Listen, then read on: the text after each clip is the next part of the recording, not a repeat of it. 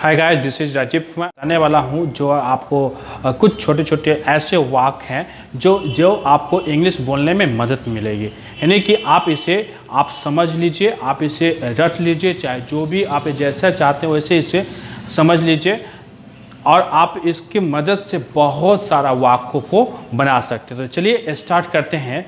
देखें यहाँ पे अगर किसी भी क्रिया के अंत में या कहें कि वाक्य के अंत में अगर ये ना है लगा हुआ रहेगा तो वहाँ पे हम हैव टू का प्रयोग करते हैं। यानी कि आप देख लीजिए कि अगर जिसमें क्रिया के अंत में अगर ना है लग जाए तो उसमें हम हैव टू का प्रयोग करते हैं। अगर ना था लग जाए तो उसमें हम हैड टू का प्रयोग करते हैं। और यहाँ पे हम is am are plus to का भी हम प्रयोग करते हैं। यानी कि अब यहाँ पर ये जो नियम है ये इसका भी प्रयोग करते हैं, लेकिन इसके भाव में यानी कि जो वाक्य जो हम बोलते हैं तो इसमें थोड़ा सा चेंजिंग हो जाता है। मतलब इसका सेम होता है लेकिन थोड़ा चेंजिंग होता है। तो हम इसको पहले हम हैव टू और हैड टू का प्रयोग बताते हैं। इसके बाद मैं इसका भी प्रयोग बता दूंगा कि कैसे यहाँ का वाक्य में is am are plus to का प्रयोग करके हम इसको भी मुझे जाना है। जैसे अगर हम बोले मुझे जाना है, अब यहाँ पे मैंने क्या बताया कि अगर ना है लगा हुआ रहे तो उसमें हैव टू प्रयोग करते हैं। तो यहाँ पे क्या बनेगा, आई हैव टू गो। समझ में आ गया। अब यहाँ पर हम इसी को हम ऐसे भी लिख सकते हैं, आई एम टू गो। लेकिन दोनों में अंतर क्या है देख लीजिए, समझ लीजिए।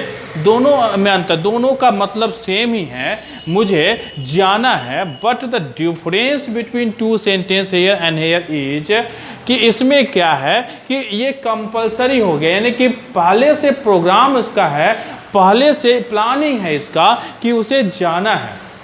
यानी कि मुझे जाना है, पहले से प्लानिंग है। तो जो पहले से प्लानिंग होगा तो उसमें हम आई एम टू का प्रयोग करें। लेकिन पहले से अचानक हम बोलते हैं कि मुझे जाना है तो यहाँ I have to go. Got it? आप इसको समझ में आ रहा है?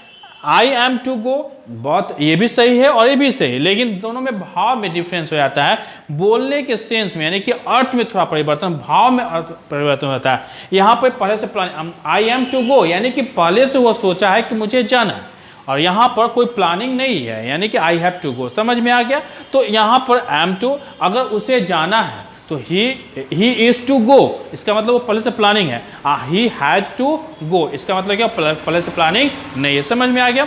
उसी प्रकार तुम्हें पढ़ना था, अब देखिए ना था लगा हुआ, यहाँ पे ना था तो यहाँ पे हम क्या लगाएंगे, हैड टू का प्रयोग करेंगे। You had to read. समझ में आ रहा है।